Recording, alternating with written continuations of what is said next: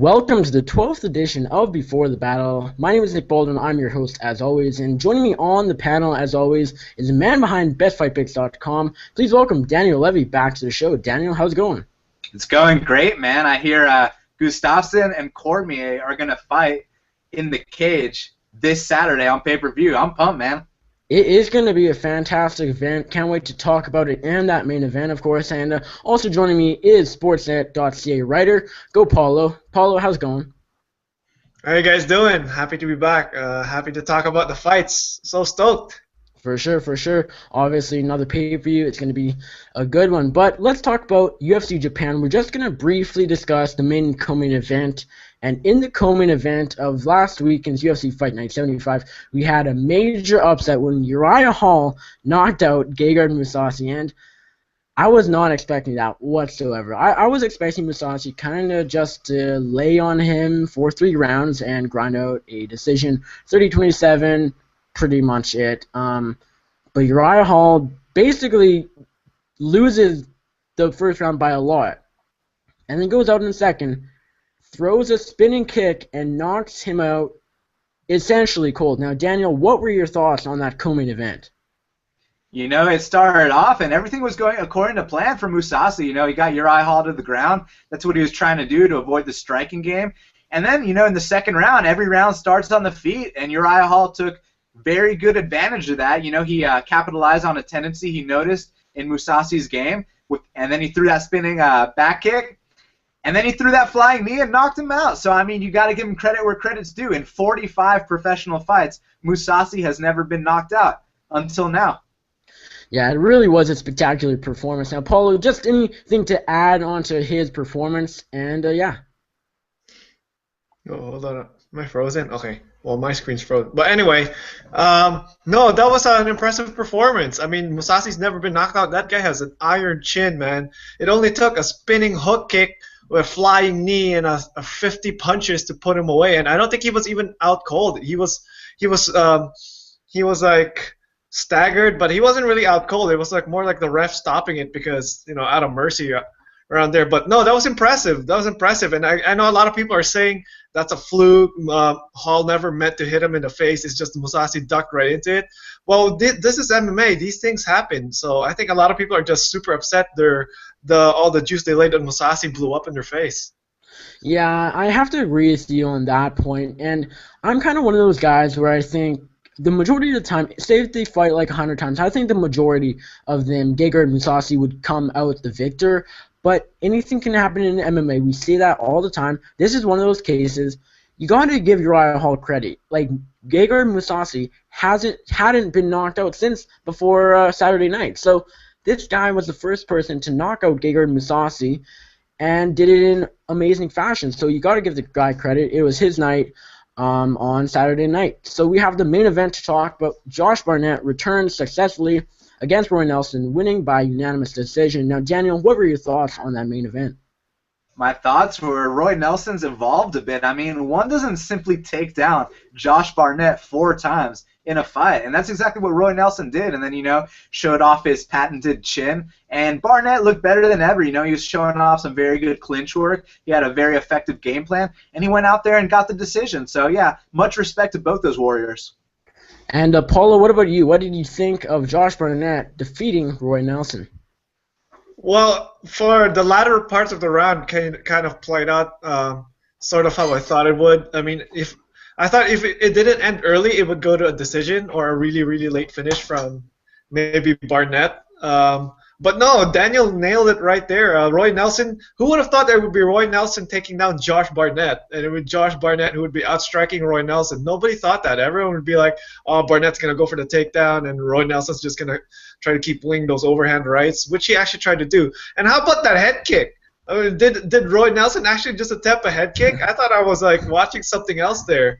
And a shout out to Roy Nelson's mouthpiece.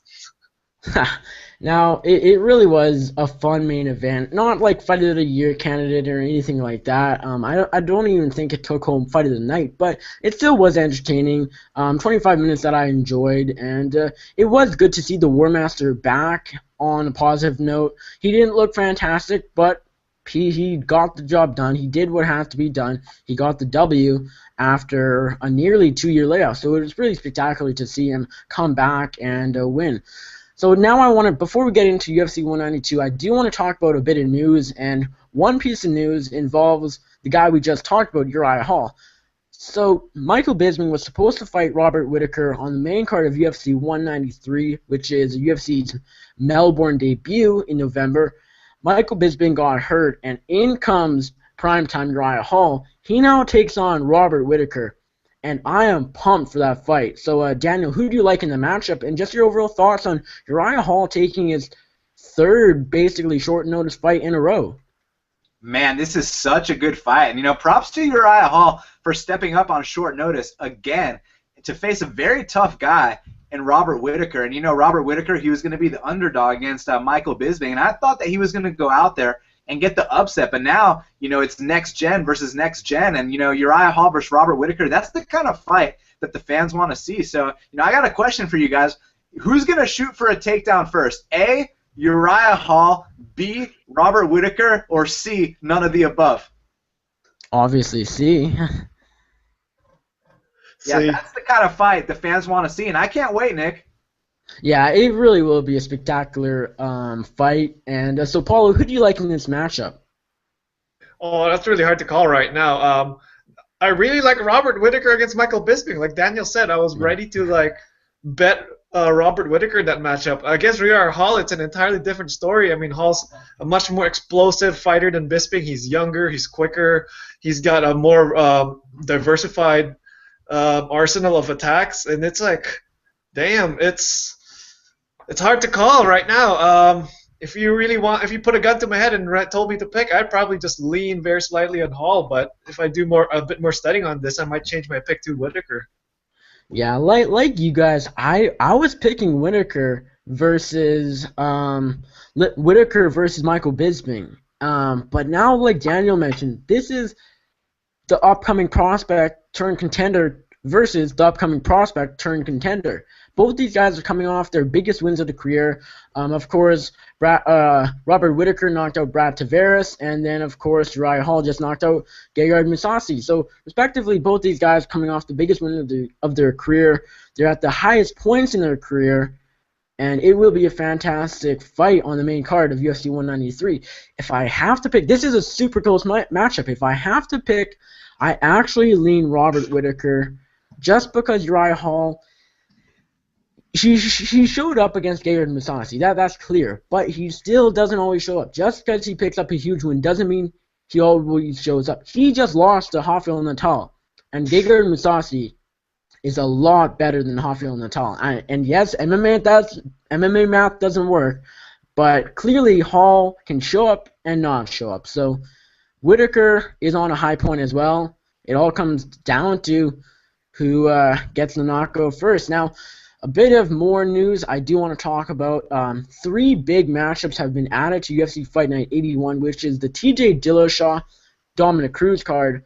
The co-main event is a previously reported matchup between Anthony Pettis, the former lightweight champion, and the former Bellator lightweight champion, Eddie Alvarez, who's 1-1 in the UFC. Now, Daniel, I know you have a strong opinion on Eddie Alvarez, which we talked about on the previous episode of Before the Battle, so why don't you break down this fight for us? I'm actually a fan of Eddie Alvarez. I got a lot of respect for that guy.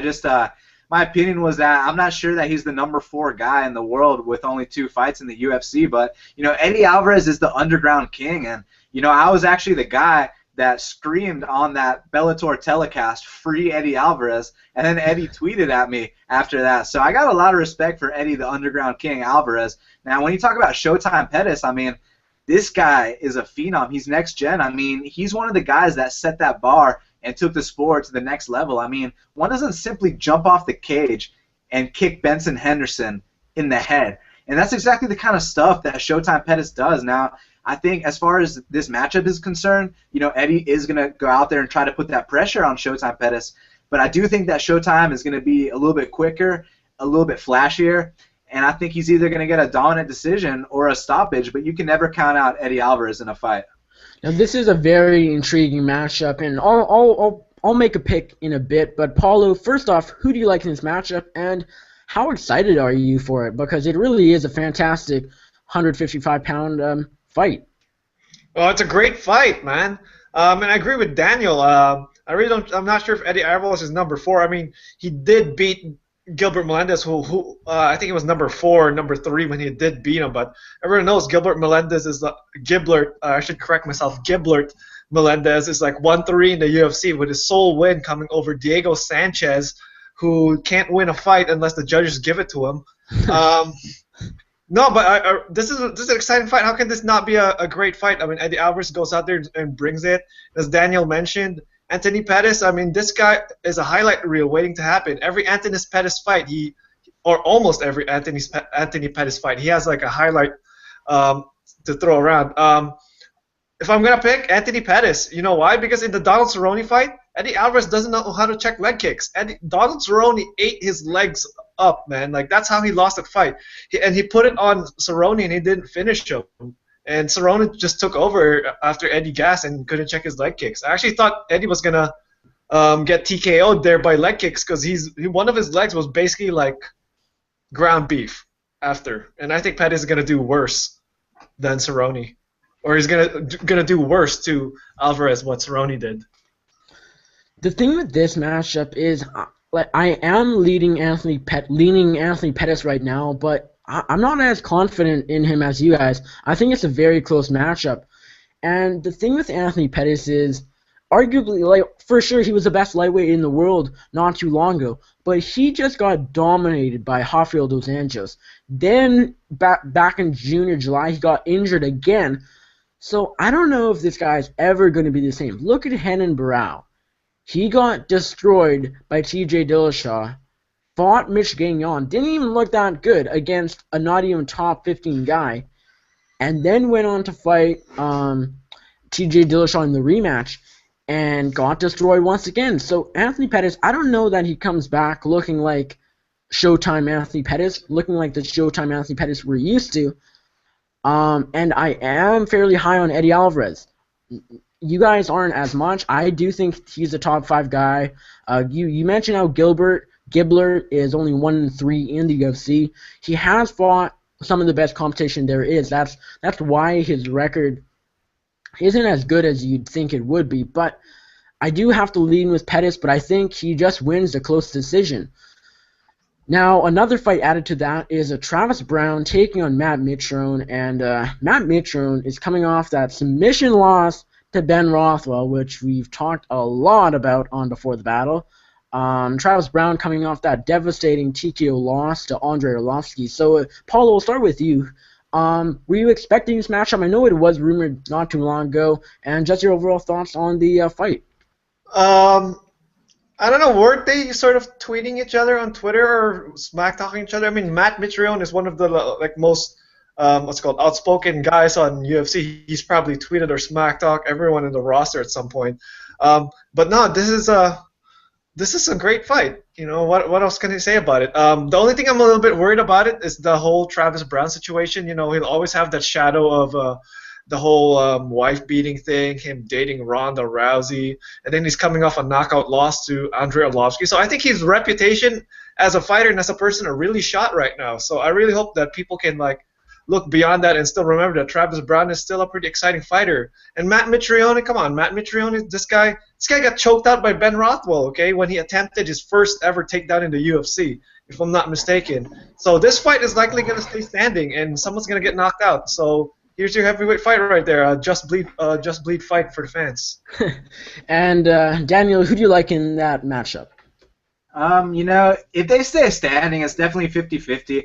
I don't think that any of these outside factors are going to really affect Travis Browne. I think the only thing that could affect him here is, you know, how does he recover from that loss? But I mean, if you watch that fight, you know, he was fighting till the bitter end, and he didn't go down. The ref stopped it while he was still standing. So, you know, one could say that that was a questionable stoppage, even though, you know, he was taking a lot of big shots. But, you know, it's 50-50 standing, and I think Travis Browne has more tools to win. So I'm picking him for the win. I do like Travis Browne. Well, actually, before we were recording this, I actually was thinking Matt Mitrione might be able to get it done. I kind of have to stay away from guys that are coming off devastating beatings. And some guys recover really well. Some guys like Henan Brow don't. And I don't know if Travis Brown will ever be the same. He took a lot of punishment from Andrei Arlovsky. Not as much as Henan Brow did against Dillashaw or Pettis did against RDA, but it was still a fair bit of punishment. Matt Mitrione is a guy I've been high on. Like, I picked him versus Ben Rothwell. Paolo shut me up on that one pretty quick. I don't know. It's another close fight. Again, I have to leave with Travis Brown just because he's fought the best of the best. Matt Mitrione hasn't. But it wouldn't surprise me at all if Matt Mitrione goes out and knocks Brown out. Now, the one middleweight matchup I don't want to discuss because it's not worth being discussed, I don't think. Tim Boesch is taking on Ed Herman. Just going to say that. That's also on that Dillashaw Cruz card, along with the two fights we just talked about. I think we are now going to get into UFC 192, which is, like I said right off the hop, is a fantastic card. Let's start out on the first televised preliminary card. Rose Namajunas is rebounding and taking on Angela Hill. Of course, Namajunas, by rebounding, I mean she's coming off that title loss to Carla Esparza. She got dominated in that matchup, of course. Angela Hill coming off the decision loss to Tecia Torres. So, Daniel, who do you like in this women's strawweight matchup? You know, I think this is going to be the best version of each of these two fighters that we've seen yet, because they both got to be really motivated after such devastating losses. And, you know, it's funny, if you've seen that reality show with Dana White, I think it's called, what's it called, Nick? The reality show where he goes around to the gyms, like looking for a fight or something like that? Yeah, something like that. Finding a fight, looking for a fight. Yeah, looking for a fight. And, you know, he goes to Atlanta, Georgia, he comes to my gym, Knuckle Up, and one thing that they didn't show on film was that Angela Hill actually came in that day to get some training in. So I got to go a little bit with Angela Hill, and she hit me with a body shot, and I was like, I didn't know an 115-pound woman could hit that hard. And, you know, I say that because I'm an 175-pound male, so I was like, damn, she hits hard. So, I mean, yeah, she's going up there against Rose Namajunas, and obviously Namajunas, you know, she does have the edge on the ground, and, yeah, I think that she's going to probably win by submission here, but it is a tough fight, and, you know, as far as betting or whatever, you got to stay away from it. Yeah, and Paulo, what are your thoughts on Rose Namajunas taking on Angela Hill? Yeah, tough fight to bet, although I'm quite more confident on Rose than I would regularly be on any 115er. Although that's take that with a grain of salt, because you never know what's going to happen. It's just that I don't think Angela Hill could finish Rose, although she hits hard. I mean, like Daniel said, when she put on one of the biggest beatings against Emily Kagan, although it's Emily Kagan, right? And I think she's going to get cut after Kaylin Curran beats her up. But still, man, that was so brutal. That's when my eyes were open. I'm like, this girl, Angela Hill, this girl's scary. If this girl actually developed some defensive wrestling and a little bit of grappling, she could be a really scary opponent, because she's a beast. She's super athletic, man. But the thing is, Rose is more versatile. She's got better grappling, and obviously she has subs. She can pull subs from her butt, man. She could probably mount Hill and just take one of her arms or one of her legs. So who knows what's gonna happen? I think it might be a more exciting fight than some people are giving it credit for. So, but my pick's gonna be Rose, probably by sub in round 3 or something. Yeah, I gotta side with Thug Rose here, Rose Namajunas. I think she's just overall the way better fighter than Angela Hill, but Angela Hill, of course, impressed in her debut, like Paul mentioned, but then again, look at who she was fighting. Then we obviously see she's not at that high level quite yet. She's still green.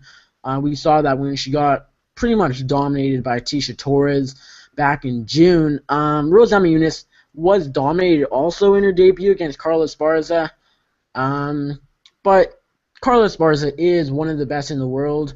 Obviously not the best. We saw that when she fought Joanna Jędrzejczyk. But I got to side with Rose Namajunas here, probably by submission in the midway through the fight, I'd say.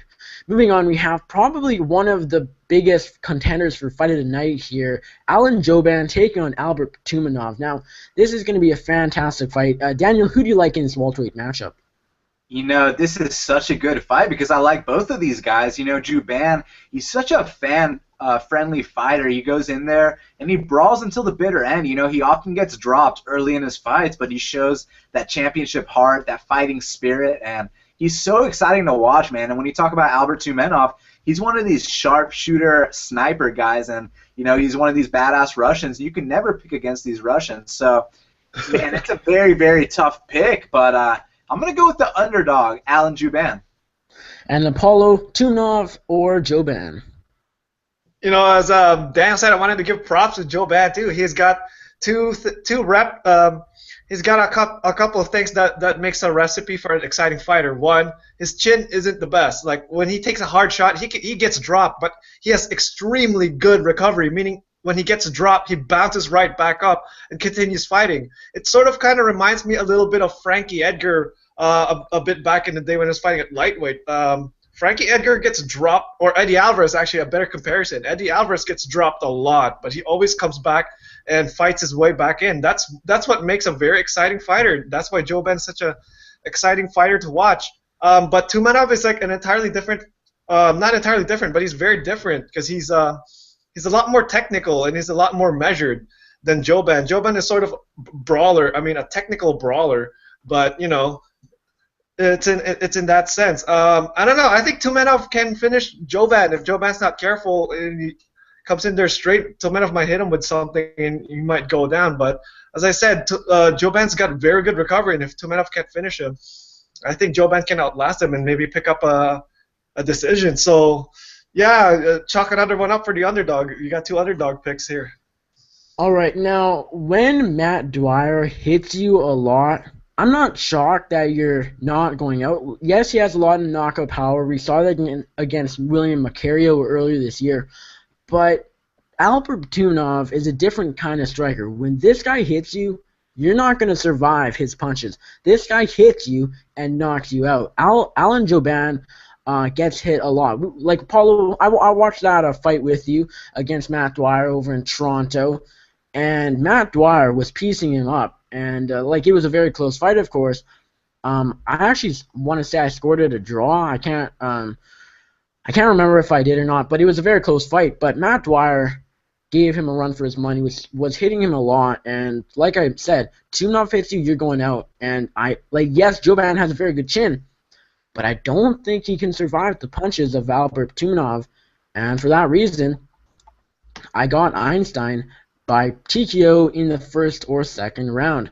All right, moving on, we have a pivotal flyweight matchup between Joseph Benavidez and Ali Bogotinov. Now, Benavidez has won a few fights in a row now, most recently a decision over John Moraga. Ali Bogotinov, on the other hand, is coming off a loss to Demetrius Johnson way back in June of 2014, UFC 174 main event in Vancouver, British Columbia.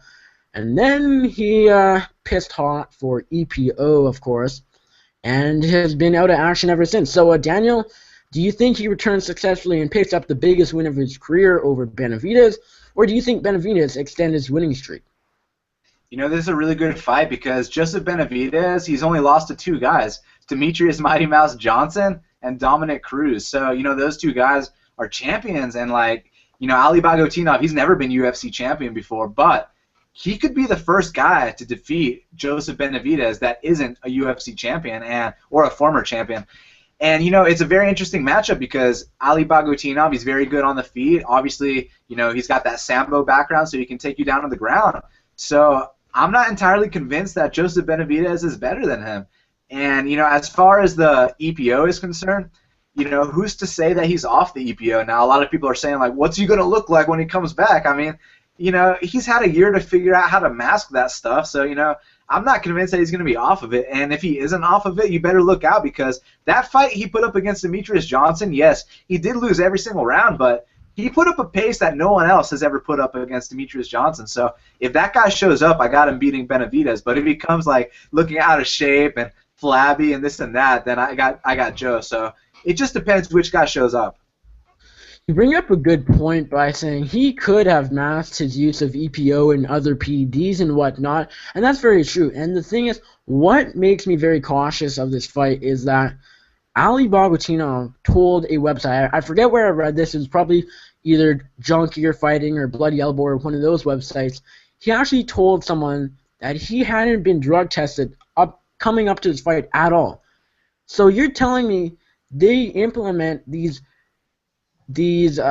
more drug testing, all these rules and whatnot, and a guy coming off of PEDs hasn't been tested? Like, that is not good in my opinion, because like you said, some guys don't learn, some guys keep using it until they get like banned for life or whatever. Bagutinov could be that guy. I don't know if he is or not. Joseph Benavidez though, this guy is the best flyweight out there, not named Demetrius Johnson.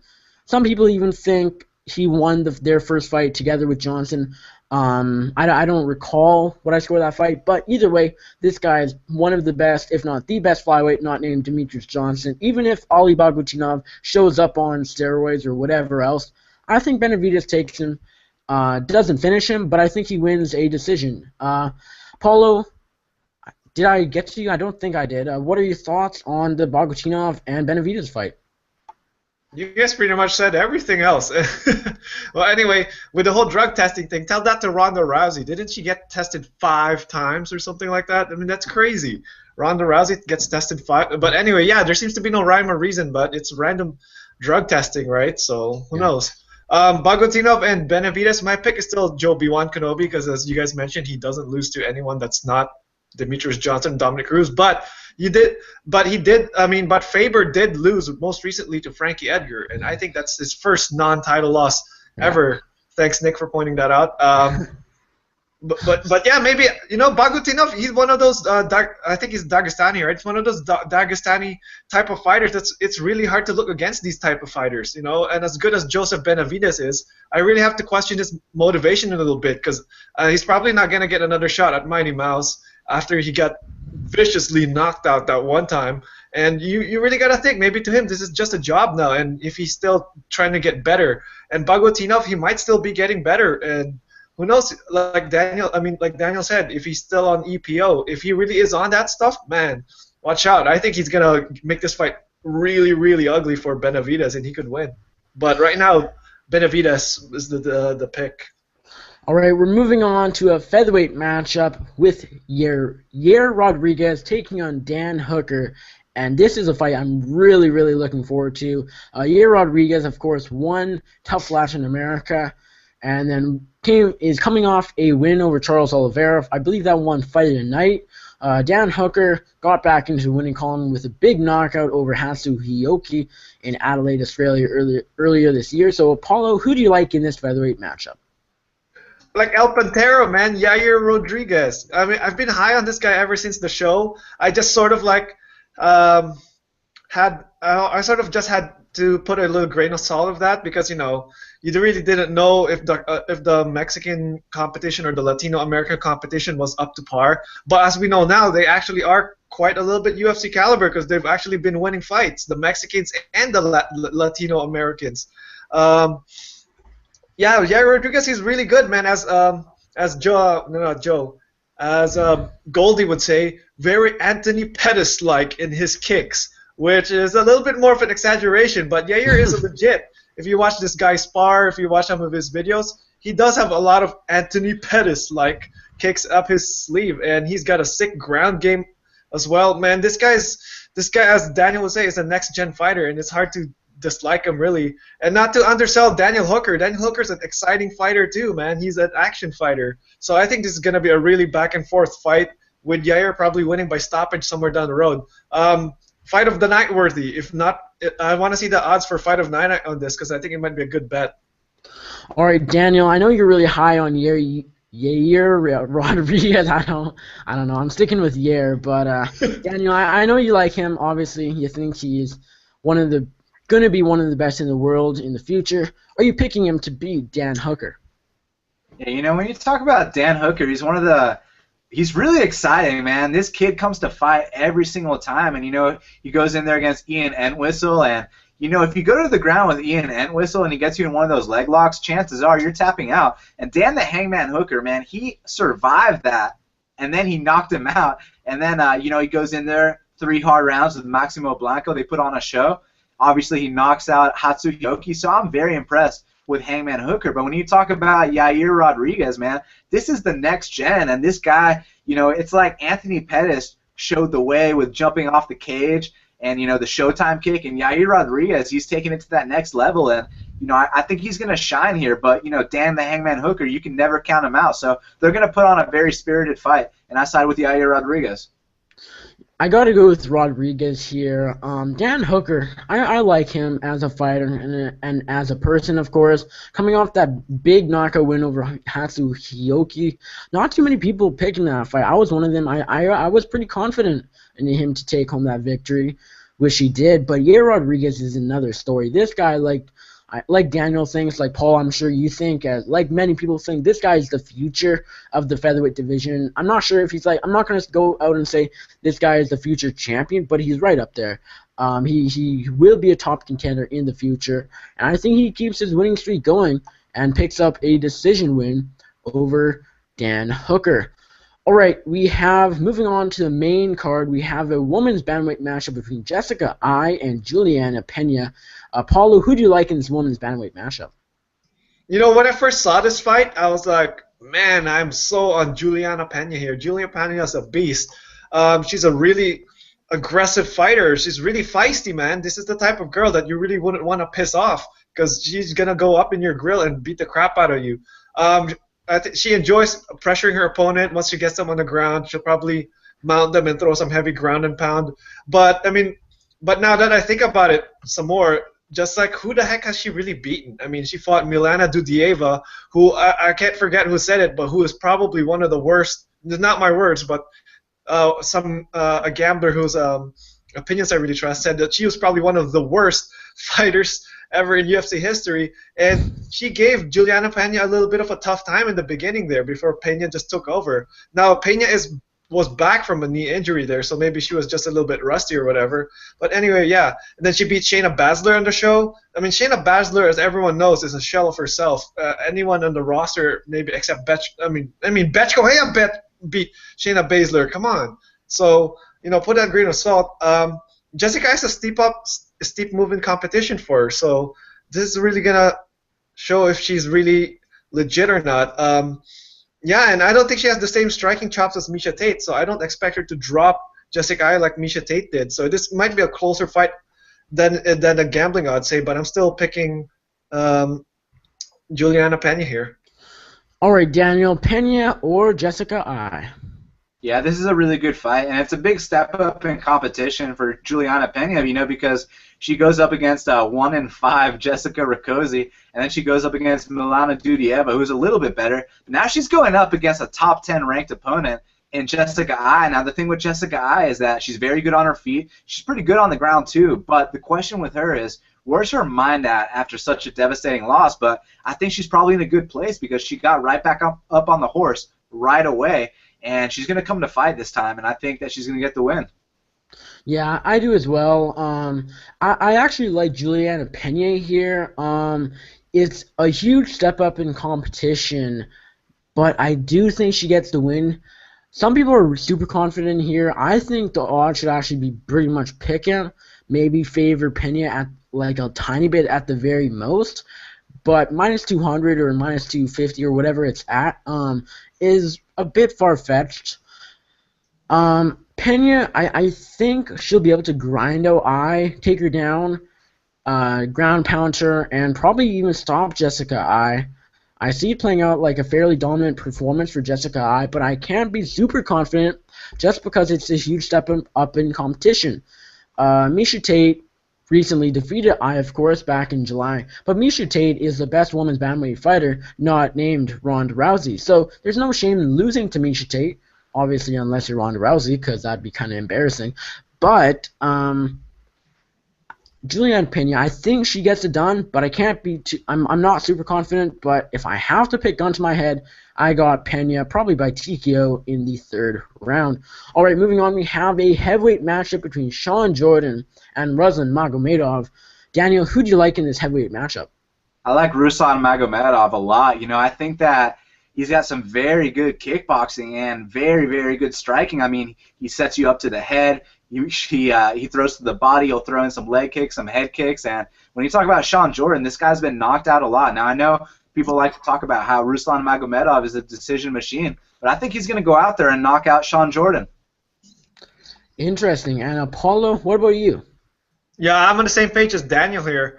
Sean Jordan has a little bit of a hype train going on because he has like 3 straight knockout wins, and then he's switching music. Derek Lewis. But come on, man, if you look at those other 2 guys he beat, Jared Cannonier and Jack May, they're both not in the UFC anymore. At least I don't think Cannonier is. I know Jack May isn't for sure. And Derek Lewis is probably going to get cut if he loses to Victor Pesta, which I think he will. I really like Magomedov here. Magomedov is tough. He trains with a better team. And I think he either decisions Sean Jordan if he doesn't knock him out early in the first. But Magomedov all the way. I'm going to disagree with you guys here. I like Sean Jordan. It's going to be a close fight, but I just have this feeling that Ruslan Magomedov, coming off a fairly long layoff, hasn't fought since late November, so basically 10 months or so. Sean Jordan has been looking really good. Ruslan Magomedov, of course, a very skilled fighter. Just something about Sean Jordan makes me think he'll be able to clip him and knock him out. But it is a close fight. I wouldn't bet on it or something like that. But I am a little surprised Ruslan Magomedov is favored. I kind of think just with Sean Jordan, all his hype and whatnot, coming in 3 straight and whatnot, I think he should actually be favored. But a lot of people are picking Ruslan in this fight, so I guess that's not too surprising. But I do like Sean Jordan here by knockout. And Daniel, one more thing you have to add? Yeah, absolutely. I forgot to mention that, Ruslan Magomedov, he's training every single day with Daniel Cormier and Cain Velasquez. And, Sean Jordan tries to do what DC and Cain do. It's just he doesn't do it anywhere near as well as they do. So, Ruslan Magomedov is getting better work in the training room than he's going to get out there in the octagon. So I think he's going to go out there and knock him out. All right, moving on, we have a light heavyweight matchup between Ryan Darth Bader and Sugar Rashad Evans. Now, Paulo, who do you like in this pivotal 205-pound matchup? You know what? Just for argument's sake, I actually like Bader, but because I know that everybody and their mama on Twitter likes Bader, I'm actually going to go with Rashad here. Now, I know what people are thinking about Rashad. Oh, he might be past his prime. His last performances haven't really been that inspiring. People are even, suspicious about the Chael Sonnen fight because they're like, oh yeah, they're buddies. Maybe Chael Sonnen sort of just let him beat up on him. Not accusing anyone of fixing fights, but, Chael Sonnen, that was such a stylistic matchup for Rashad, so it wasn't really that difficult to look good against Chael Sonnen there for Rashad. And yeah, he's coming off a long layoff. He's coming off from injury. He's on the wrong side of 36 now. So it's easy to fade Rashad and be like he's going to be not his prime version against Ryan Bader. And Ryan Bader, who hits hard, has an outside chance to knock out Rashad. I mean, don't bet on it like I did. I actually bet on it. It's plus 1,050, and I put a little bit of units on Bader to win by TKO. But like I mentioned before, a long layoff could be somewhat beneficial for aging fighters. It could help their bodies recover a little bit better, their brains in particular, especially if they've been taking a lot of beatings. And maybe Rashad's a little bit more motivated now. Maybe he thinks that people have forgotten about him. He comes out there, wants to put on a show, wants to put on a performance, and remind people, hey guys, I'm still a title contender. I'm still here, and I'm not going anywhere. So yeah, for argument's sake, I will pick Rashad Evans here. All right, Daniel, who do you like, Rashad Evans or Ryan Bader? A prime Rashad Evans beats a prime Ryan Bader 10 out of 10 times, but a past prime Rashad Evans versus a prime Ryan Bader, that's a tough call, man. And, 2 years ago, Rashad Evans didn't look that good, man. He's going out there against Little Nog, very uninspired, against Dan Henderson, very uninspired. And then he takes 2 years off. Now he's coming back. And, we have no idea what to expect. And with Ryan Bader, since that time that Rashad's been gone, he's put together a 4-fight win streak against some very tough guys. I'm talking about Phil Davis, OSP, and he's been going out there and beating them decisively. So, yeah, at this point in time, even though I am a big fan of Sugar Rashad Evans, I just think that Bader's going to win by decision or knockout, but not by submission. I don't know. This is a very close fight. I gotta go with Sugar Rashad Evans just because, like Daniel mentioned, of course, a prime Rashad Evans beats a prime Ryan Bader 9 times or 10 times out of 10. In this case, we have basically a prime Ryan Bader. Yes, he's getting up there in age, I believe probably early 30s and whatnot, but skill-wise, he's getting better, so he's in his fighting prime right now. Rashad Evans, not even close. I tend to not side with guys coming off big layoffs, but this is going to be one of those times where I do. Like, look at Josh Barnett. Sometimes for aging fighters, like Paul mentioned, the layoffs are really good for them. In Barnett's case, it was, and I gotta think in Rashad's case, it will be too. He was looking pretty big when he was hurt and whatnot, but that's expected. Of course, you can't train too much when you're injured, but he looks in pretty good shape coming up to this fight. I guess we're not going to see finally until the weigh-ins and whatnot, but right now I am picking Rashad Evans just because I think a declining Rashad Evans is just enough to beat a prime Ryan Bader.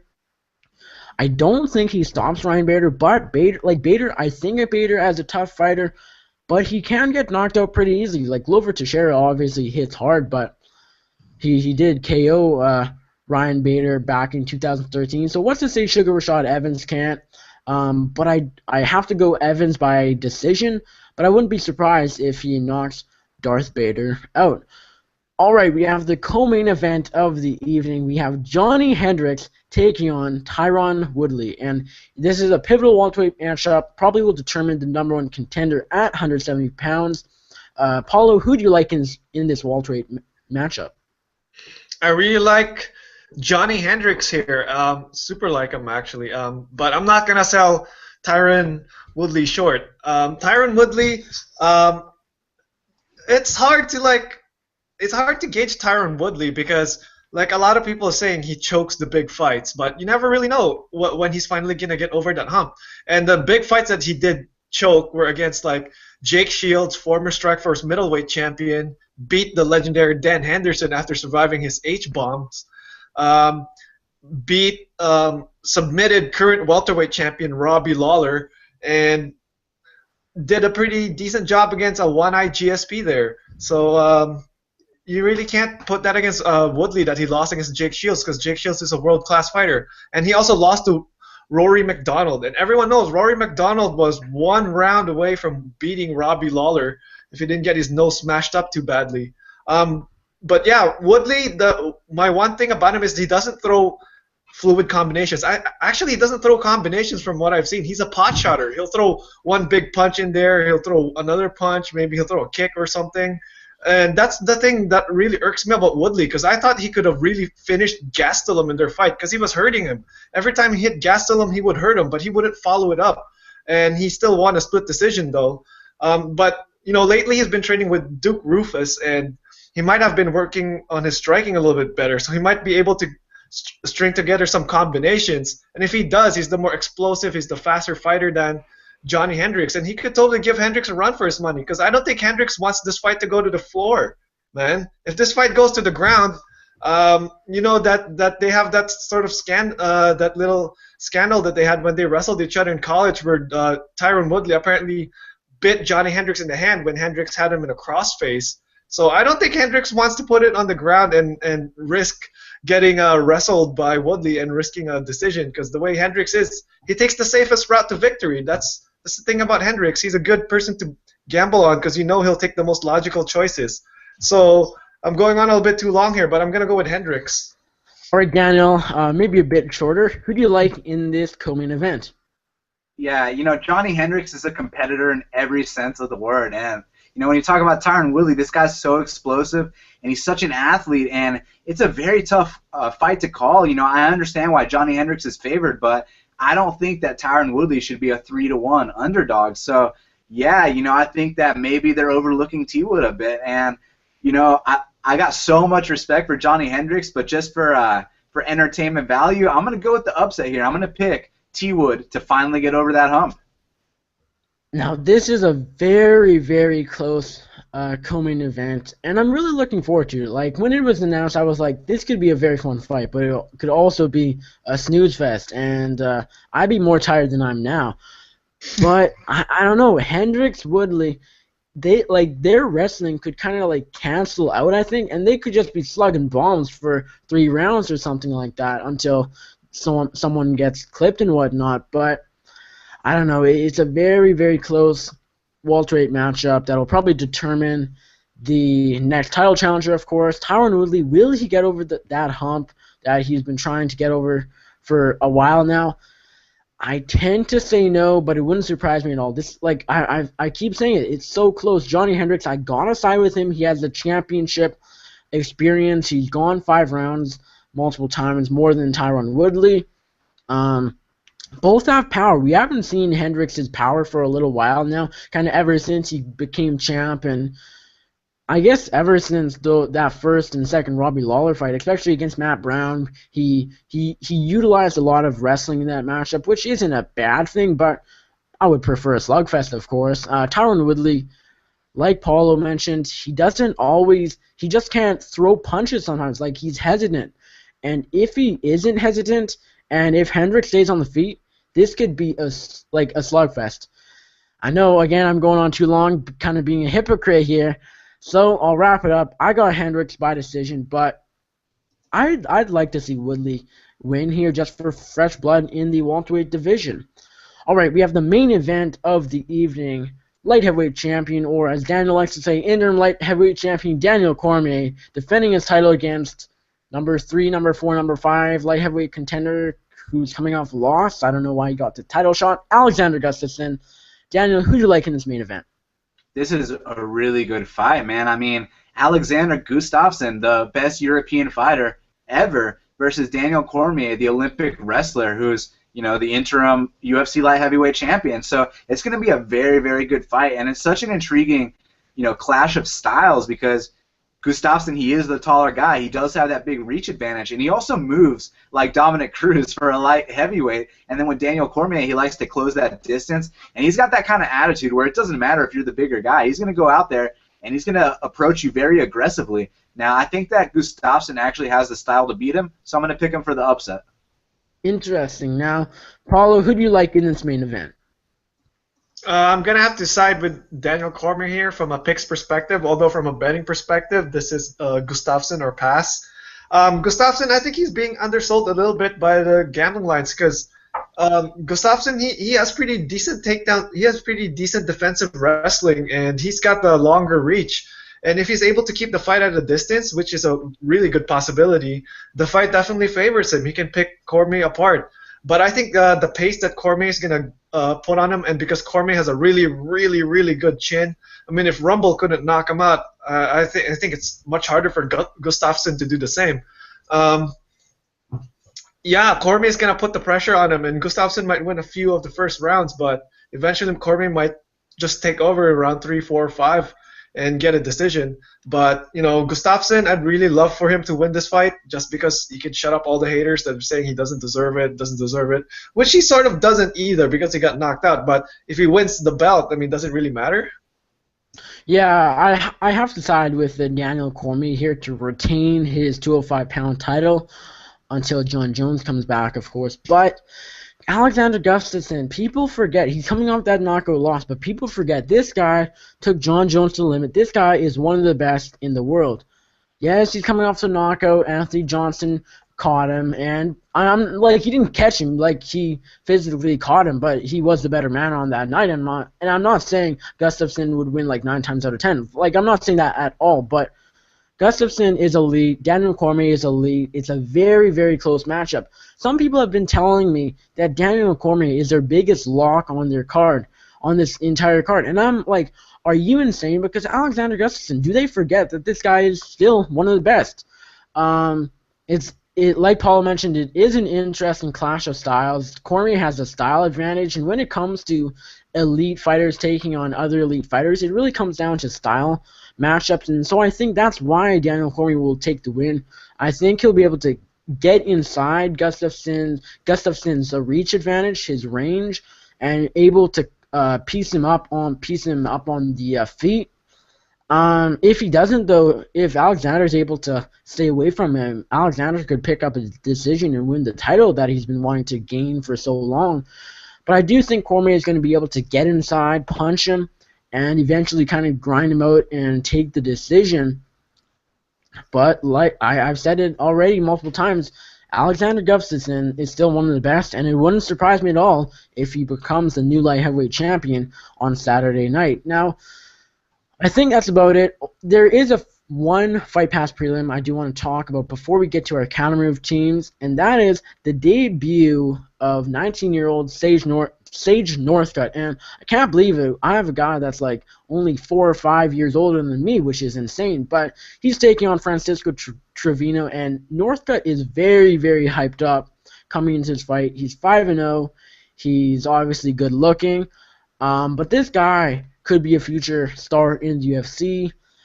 Like Daniel mentioned earlier on in the show when he was talking about Angela Hill, Dana White did this reality show, Fight Pass series, a show where he's going around to gyms across these states and probably other countries and whatnot, going to local fights, going to local gyms, and recruiting talent and scouting talent. And this was one of the guys he picked up, the guy he was focused on the most. And so Sage Northcutt taking on Francisco Trevino. So, Paolo, how excited are you to see Sage Northcutt's debut? And do you like him to beat Francisco Trevino? I'm moderately excited. More like cautiously excited actually, because I'm not really buying into the hype train that much. I've seen a little bit of highlights from Northcutt, not really enough to really give too much of an opinion on him. But from what I can tell, he's a pretty good striker, and I really don't know anything much beyond that, about his ground game or anything like that. I mean, he's only had 5 pro fights from what I can tell, but he really looks like a marketable fighter. And I tweeted earlier that the more pretty boy fighters there are in the UFC, the better, so long as they fight and they fight well. I mean, look at Alan Jouban. Alan Jouban's one of the best. We were talking about him a while ago. He's very marketable, you know what I mean? And as Daniel was saying, you know, he's definitely the type of fighter that you can sort of show your girlfriends or show your girls somebody, like, hey, look, girls, this guy over here is a fighter. And Sage Northcutt is that guy. Not Flying Brian. FRB tweeted a while ago that he's like the male version of Paige Van Zandt, which is sort of like, kind of agree with that actually. So yeah, I hope Northcutt wins, and I hope the UFC can market him and make some money out of him. Yeah, I agree with you there. And Daniel, just give me your thoughts on Northcutt making his debut, and do you like him in his fight with Trevino? Yeah, well, I actually said that about Jouban, Paolo. But, yeah, no, it's true. You know, Sage Northcutt, this kid, he's very exciting, and he's got that sport karate style. And, you know, 9 times out of 10, I favor Muay Thai to beat karate, but I do think that Sage Northcutt, he does have something special about him. And, you know, Trevino, he's a very durable guy. He's very tough. So for that reason, I think it's going to be a decision by Sage Northcutt. Interesting. I think Sage Northcutt will be able to finish him. And some like casual fans might be picking Trevino just because he's 13-1. But this guy really isn't great at all. He's been fighting very low-level competition, and then he fights Johnny Case, who's a legit talent in the UFC, a legit prospect, and he just gets destroyed. I believe a 3rd-round TKO loss for Trevino, and I think it's going to be similar. I think Sage Northcutt, despite his age, despite his the experience disadvantage in Northcutt's favor, I think he'll be able to win this fight, and maybe even inside the distance. I'm not confident in it because I don't know all that much about Sage Northcutt other than what we've heard and whatnot on social media and everything. But I do like him to win his debut, and I do think he could be a future star in the UFC. All right, I think that's about it for regarding UFC 192. Let's quickly go through our Countermove teams. So, Daniel, if you have them up, who are your 5 fighters on your Countermove team for UFC 192? I got Ruslan Magomedov, Yair Rodriguez, Tyron Woodley, Johnny Hendricks, and Ryan Bader. And Paolo, what about you? Okay, I got pretty much almost the same. Ruslan Magomedov, Yair Rodriguez, Thug Rose, Albert Tumanov, and Ryan Bader. All right, and my countermove team is Juliana Pena to get the submission or TKO win over Jessica I. We got Derek Lewis to KO Victor Pesta. Got Albert Tumnoff to TKO Alan Joban. Got Rose Namajunas to submit Angela Hill. And we got Yair Rodriguez to pick up a decision win with a lot of points, of course, over Daniel Hooker. Now, I'd like to thank both of you guys so much for coming on the 12th edition of Before the Battle. Now, Daniel, let us know where we can find you on social media and, of course, everything else coming up with your website and everything else. Yeah, you can find me on social media at Best Fight Picks on Twitter.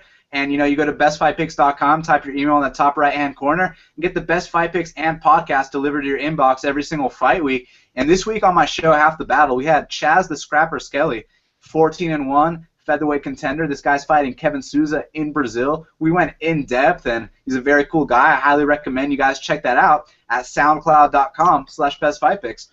And Paolo, where can we find you on social media, on Twitter, and obviously everything else? MySpace, of course. I know you're an active user on that. Where can we find your writing and everything else?